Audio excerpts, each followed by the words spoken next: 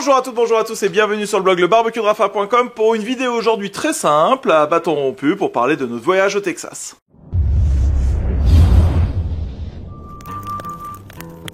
Et voilà, on se retrouve du coup dans cette chambre d'hôtel juste à côté de l'aéroport ici parce qu'on arrive à la fin de notre voyage et j'ai vu que vous étiez très intéressés lors de nos stories sur nos différents réseaux sociaux. Donc je me suis dit on va le faire quelque chose, voilà, vraiment la conversation, je viens dans votre chambre, on discute comme ça et puis on va faire les plus, les moins, déjà du Texas. Steph, c'est quoi, qu'est-ce que tu as ressenti sur le Texas déjà ? Eh ben écoute, une hospitalité dingue. Ouais. Franchement, c'est le truc qui m'a le plus marqué. Toutes les rencontres qu'on a eues, alors on avait préparé plein de choses, forcément, mais les gens nous ont ouvert leurs portes, nous ont accueillis. Mais c'est pas juste qu'ils nous ont consacré du temps en fait. Ils nous ont accueillis comme si on se connaissait, comme si on était à la maison, vraiment. Je pense que le meilleur exemple c'est la personne. On prenait une photo du côté de Brenham et puis donc on est comme ça, on attend qu'il passe et il dit. Et il commence à nous parler, quoi. Il avait pas compris qu'on attendait qu'il passe. Et puis finalement, ce mec-là, il a une boutique de chocolat. Et puis on rentre dans cette boutique. Le mec, il nous dit, ah bah voilà, j'étais ancien pilote pour l'armée, machin. Ah bah goûtez ci, goûtez ça. On est reparti avec, je sais pas, $10 de chocolat, des pâtes d'amande, c'est vraiment incroyable ça. Donc toi l'hospitalité vraiment. L'hospitalité, ouais. Maubert qui nous reçoit, alors c'était prévu, on devait se rencontrer, mais il nous raconte sa vie, il nous partage des choses quand même qui sont de son intimité. Ouais. Sa jeunesse, son enfance, ses parents, comment il en est arrivé là quoi. En fait ça a été au-delà, où ça a dépassé la simple entrevue du fumoir et du concepteur de fumoir. Et ce qui devait prendre un 5 ou 10 minutes rapide un peu dans son planning, s'est transformé en 1 heure. Ah oui, même 1h30, comme ça c'est vraiment des expériences VIP et ils sont vraiment, waouh, il y a des Français qui s'intéressent à notre culture, c'est vraiment incroyable et c'est des choses que même dans les livres, dans les journaux, même dans des séries et tout qu'on peut pas avoir quoi, faut vraiment le vivre comme ça. Faut le sentir, le vivre. Ouais. Donc l'hospitalité, on est tous d'accord pour ça? Ouais, l'hospitalité texane, que ce soit des rendez-vous déjà prévus ou des gens même dans la rue tout simplement. Chapeau, vraiment. Ok. Et donc là, on parlait du Texas comme ça. Par contre, on va commencer. Quels sont peut-être 2 ou 3 points négatifs selon toi, Pat? Alors, je parle pas que du Texas, on va parler essentiellement de barbecue quand même. On est sur un blog de barbecue, quoi. Ouais. Point négatif. En fait, je pense que c'est plus à chaque endroit. Tu sais, chaque endroit avait ses forces et ses faiblesses, disons. Ça c'est clair. Ils sont très marqués. Hein. Quand c'est très fort, c'est très fort. Quand c'est très faible, c'est très faible. Et c'est pas nécessairement de les comparer eux entre chacun. Puis c'est pas non plus de comparer, mettons, mon barbecue avec leur barbecue et vice versa. C'est vraiment des endroits. Exemple, je prends Salt Lake, un endroit fantastique, visuellement le fun, le pit merveilleux. Mais j'avais des attentes en fait à une nourriture plus, je dirais pas plus haut de gamme, mais plus barbecue réaliste, disons. Et je suis arrivé là et j'ai fait, c'était... Je trouvais ça un peu dénaturé, un petit peu, ou plus grand public famille. Moi, je vais répondre à cette question. C'est vrai que peut-être le seul point négatif, c'est des fois un petit peu la storytelling. Dire, c'est incroyable, machin et tout, mais en fait, on se rend compte que est-ce qu'ils font pas des fois exprès d'avoir une file d'attente et que c'est pas quelque chose avec un service un petit peu plus long et tout ça, mais en fait, on se rend compte que ils font peut-être exprès d'avoir un service long parce qu'en fait, c'est le style de vie, quoi, low and slow, quoi. Par contre, on arrive au comptoir, il y a une caissière ou quoi, ils prennent vraiment tous le temps de parler avec nous. Hein. Je dirais peut-être ça, en fait, en gros. Tu sais, j'ai dit Salt Lake, mais je te dirais probablement plus effectivement le storytelling. Des fois, il y a tellement un hype qui a été fait sur les réseaux sociaux, dans les émissions, tout ça. C'est incroyable et tout. Tu fais comme, c'était le fun. Mais c'était pas comme le 12 sur 10 que je pensais avoir. C'est ça. En plus, chez nous, par exemple en Europe ou peut-être même au Canada, il y aurait moins cette storytelling, mais du coup, on servirait peut-être plus de personnes plus rapidement, mais il y aurait pas cette file d'attente, donc ça créerait moins cette histoire. Toi, Steph, du coup, un petit point négatif, quelque chose? Ouais, pareil, effectivement, c'est ce côté, attente, parce que c'est vrai qu'on a tous les trois eu cette vision quand on est arrivé. En fait, tu dis, mais il pourrait faire plus vite. vite, Ouais. ils pourraient faire mieux. Et en fait, ça fait partie de ce mode de vie, hein, low and slow justement. Hein. Ouais. On sait que le barbecue, des fois c'est long, c'est compliqué, surtout sur des grosses pièces de Ouais. viande, la brisket qui est emblématique. Et en fait, on sent vraiment que du coup, au début ça surprend, et en fait ils sont calqués là-dessus. Ouais. Enfin, ils avaient plein de monde, 200 personnes, ça prendra le temps que ça prendra, mais on servira à tout le monde. Nous, Faut être patient en fait, faut être patient, apprendre quoi. à être patient. Nous, on a quand même été chanceux, faut Oui. dire, par Ouais. contre, parce que les seules places où on a dû attendre, ce qui est quand même 2 endroits mythiques, Ouais. qui est chez Franklin, Ouais. qui était normal, je m'attendais pas à moins, Ouais. puis on n'a pas tant attendu Non, ça longtemps. va, c'était quoi, 2h30, 3h? Ouais, max, puis à peu près la même chose chez Snow. Un petit peu plus, 4 Un heures. petit peu chez plus, Snow. mais en fait, on est arrivé tôt le matin. Ouais. On a dû attendre, mais il y avait une file incroyable en arrière de Ouais. nous. Donc, tu vois, ça fait partie un peu du storytelling. C'est vrai. En fait, du coup, on va dire qu'en fait, c'est l'inconvénient de l'avantage, hein, parce qu'il y a quand même cette hype, cette attente que l'on a. Si justement, je vous dis maintenant les points positifs, qu'est-ce que vous avez aimé? Tout en fait, l'expérience Ouais. vraiment c'est en fait dans chaque endroit on va retrouver en fait une identité, une culture, comme disait Pat justement sur Salt Lake. En fait il y a toute une ambiance, en fait une atmosphère, Ah ouais, et incroyable. chacune des smokehouse en fait a vraiment son ambiance. Ouais. On dirait vraiment un décor qu'on pourrait trouver à Frontierland, à Disneyland. C'est vraiment Et incroyable. c'est pas un décor en fait, Non. c'est vraiment Ça, la ça vraie reste vie la en vie. fait. Ouais. En fait, moi, je dirais, toute l'expérience de ce voyage Mm. a été fantastique. En fait, je m'attendais à rien, mais tout a été honnêtement merveilleux Mm. pour ce truc-là.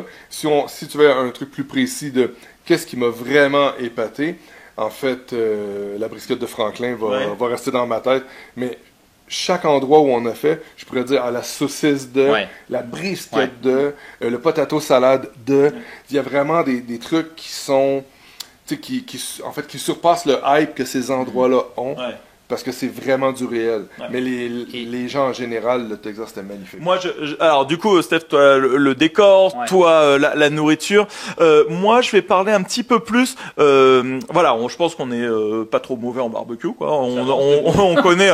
Quand on parlait avec chez Millscale ou chez Moberg, on parlait le même langage, on était sur les mêmes fréquences, on connaissait 90%. Mais vraiment, il y a ce 5-10% que l'on a appris ici, qui fait que par exemple, au dernier barbecue chez Pinkerton, toi, Pat, t'as dit waouh, c'est vraiment fumé, et c'est ce à quoi s'attendent les gens. Mais finalement, en discutant avec des pitmasters, avec des créateurs et tout ça, moi, le gros point positif que je retiens ici, c'est encore les 5-10% qui manquaient à notre connaissance sur la gestion, quand on va fermer la cheminée, quand on va ouvrir la porte, pourquoi il y a cette épaisseur, pourquoi on va aller mettre des brisquettes plus proches de la porte, plus au milieu. C'est vraiment sur des technicalités. En fait, c'est ce que j'ai aimé. C'est qu'on arrive ici, on confirme des choses, on voit des choses, on goûte à des choses, on se dit, ok, parfait, c'est similaire à ce que je fais déjà. Oui, c'est Mais le petit plus qu'on va chercher, je pense que ça va changer beaucoup ça dans va mon changer. barbecue, en fait. Ça va changer totalement parce que finalement on regarde, ils ont tous des brisquettes Crixton Farm, voilà, donc élevées à l'herbe, machin, comme on a vu. Ils ont tous un offset, on pourrait croire que c'est pareil. Ils ont tous le même rub, sel, poivre, et des fois un peu de piment de Cayenne, mais c'est totalement différent, quoi. C'est vraiment totalement différent. Donc moi, c'est vrai, ces 2-3 petits détails qui changent tout sont vraiment fondamentaux, j'ai trouvé, quoi. Ouais, parce que tu vois, en fait, ils ont sensiblement, comme tu dis, le même smoker. C'est tous des offsets. Ouais. Tout le monde a des offsets. Tout le monde. Après ça, c'est tous des offsets de 2 ou 3 compagnies connues. Ouais, Même genre de viande. c'est ça. Même genre de rub. En fait, ils utilisent tout du chêne pour la cuisson. C'est ça. Donc à la fin, tu dis les mêmes smokers, les mêmes viandes, les mêmes rubs, le même bois. Et ça n'a rien à voir. Puis on a goûté, mettons, 15 brisquettes, puis on a fait comme, tabarnak, je sais que c'est pas la même chose. Ouais. Et ok, on passe au top 3. C'est quoi ton top 3 des restaurants qu'on a fait? Parce qu'on en a vu une douzaine, hein. J'ai fait le compte, quand même, une douzaine. Dans les restaurants en général ou dans les particuliers, mettons dans une viande en particulier? Non. Dans les restaurants ouais, ok, ouais, parfait. c'est-à-dire que tu as ta femme, un ami, ta mère, ce que tu veux à Je vois emmener. comment Ouais, comment tu ferais? C'est vraiment dur de choisir pour le coup parce que en fait dans chacun j'ai un truc qui m'a marqué, mais on va dire si on doit faire un package complet, j'ai envie de dire Tu viens là 3 jours, ma question c'est ça. Allez. Tu viens là 3 jours, t'as tu fais un resto barbecue par jour. Hein. Tu fais quoi? Choisir, c'est renoncer. Ouais. Alors, Snows, à Lexington. Lexington, le package complet, l'ambiance, le côté un peu vieille école, effectivement, du barbecue, l'attente, les jeux, la prière qui m'a marqué, où vraiment tout le monde est dans le truc en fait, et que tu sois américain ou pas, t'es dedans quoi. Tu t'arrêtes de faire ce que t'es en train de faire et t'écoutes. Terry's Black. Ouais, Terry's Black, vraiment. Le Austin, celui à Austin. Hein? Ouais. Celui de Austin. Non, le kart. Ah, c'était le kart, oui, tu as raison. Terry's Black, pourquoi? Parce que tout était bien dosé. Saucisse pas trop grasse, les épices bien dosées, il y avait une vraie recherche. C'était vraiment une ambiance un peu plus, on va dire, bar saloon, mais de maintenant en fait. Et number one? Number one, je dirais, allez, Franklin, parce que pour le coup, voilà, en fait, c'est le package pareil complet, l'attente, le temps qu'il nous a consacré. On était reçu vraiment en mode VIP, puis voilà, c'est quelqu'un que j'admire. D'ailleurs, je pense que je suis pas le seul hein, pour tout ce qu'il a fait, tout ce qu'il a apporté. Et en fait, il est parti de rien. Et il a bossé chez Lumuller, et après, bam, ça a explosé quoi. Pat, ton number 3 en 3 mots? Mon numéro 2 en 3 mots, 1, 2, 3. Mon numéro 1, clairement, je dirais Franklin. Franklin pour le tout, pour la brisquette, pour l'homme, pour toute l'ambiance. Ça, c'est Austin. Ensuite, je dirais à Lockhart, le Terry's Black. Vraiment plus nouveau en fait, mais les fumoirs, l'ambiance, tout, la gentillesse des gens. Et une magnifique découverte en fait à Seguin, qui est le Burn Bean, restaurant de Ernest. Qui était, en fait, c'est notre premier qu'on a vu et ça a déjà mis la barre très haute à celui-là. Donc, je dirais ces trois-là pour moi. Alors, justement, c'était ça qui était un peu difficile pour moi. C'est, ça fait un petit peu partie des choses compliquées. C'était de savoir, alors, est-ce qu'on arrive plutôt à Austin, plutôt à Houston, et dans quel sens on fait le tour. Et puis, Snows n'est ouvert que le samedi, mais le samedi et dimanche, il y a le festival de barbecue, et l'autre est fermé le lundi. Et puis, l'autre personne peut nous recevoir quel jour. Donc, c'était un petit peu compliqué. Mais oui, on a commencé par le meilleur avec Burn Beans, enfin un des meilleurs, un groupe de barbecue texan. On m'a dit si tu vas là c'est vraiment incroyable. Moi numéro 3, si je dois emmener quelqu'un, c'est pas forcément au niveau du goût mais au niveau du décor, tout ça chez Kreuz, voilà, de voir comment c'est, les murs, les brick pits et tout ça, c'est incroyable. Numéro 2, Burn Beans, voilà, parce que tout est hyper bien pensé. Les sites sont incroyables. Ernest est vraiment super. On s'est régalé. La déco et tout, c'était super.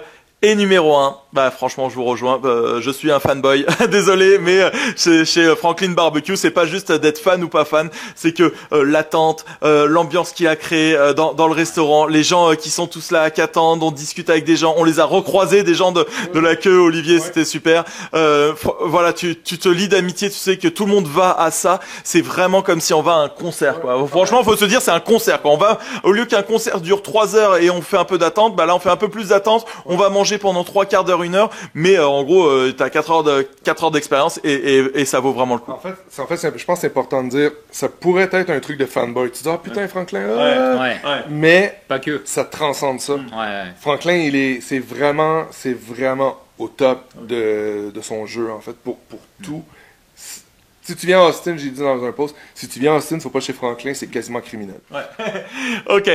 Dernière question que j'avais à vous poser. Peut-être des choses que vous auriez changé du coup sur ce voyage-là. J'ai essayé d'organiser différentes choses. Est-ce que vous seriez dit peut-être chercher des saveurs. Moi par exemple, les choses, mais bon c'est difficile à faire. Ça aurait été de chercher un petit peu plus des saveurs West Texas. Là on est vraiment resté sur le Central Texas, mais des choses peut-être un petit peu plus mexicaines, avec différents types de bois, ou peut-être plus dans le nord vers Dallas ou des choses comme ça. Qu'est-ce que vous auriez fait? Et enfin, un mot sur le Texas Monthly Barbecue Fest, parce qu'à la base on venait pour ça quand même. Bah écoute, moi je changerais rien de ce qu'on a fait parce que clairement c'était génial, et ce que tu viens de dire en fait on l'a retrouvé partout parce qu'on a eu la chance de faire le Texas Monthly, du coup on a fait le top 50 pique-nique, on a les 35 meilleurs des 50. Voilà, donc on a goûté, je trouve, ce que on n'a pas vu en profondeur dans ceux qu'on a visités. Par exemple, on a goûté, le premier qu'on a goûté c'était des spaghettis avec un Leroy, c'était avec effectivement spaghetti avec un pesto coriandre. Ah non, ça c'était Vargas Barbecue. Ça, on l'a trouvé chez lui. Excellent. On Les saucisses de chez Interstellar, le numéro 1. Les saucisses de chez Interstellar. Donc, on a goûté plein de saveurs. Même une saucisse, du coup, qui ressemblait beaucoup à ce qu'on fait chez nous, la Montbéliard, pour le coup, avec un persil presque beurre d'escargot. Chez KG. Chez KG pour le coup, qui a fait celui qui a fait du coup l'émission Barbecue Shodown sur Netflix. On a goûté ce mix saveurs égyptiennes, donc je me dis en fait on a balayé, enfin plus large, on peut pas quoi. Ouais, moi non plus, je changerais rien en fait. Dans le temps qu'on avait, dans les kilométrages qu'on a fait, puis dans quand même les 12 smokehouse qu'on a fait physiquement, plus le week-end à la carte, en fait, le samedi ouvert à tout le monde et le dimanche en mode un peu VIP, pouvoir avoir la chance de goûter aux 35 meilleurs smokehouse sur les 50 de ça. Je pense qu'on a bouclé la boucle. Hein. Oui, je veux dire, on ajoute des jours, puis là, il faudrait aller à Dallas ou aller. Bon, on va pas en dire beaucoup plus parce que sinon on va devoir ouvrir la Barbecue Travel Agency parce qu'on va avoir des demandes. Écoutez, merci les gars, merci vraiment de m'avoir suivi dans cette idée de fou qui est de se dire on va manger pendant 12 jours, 12 restos barbecue, tester plein de choses de manière incroyable.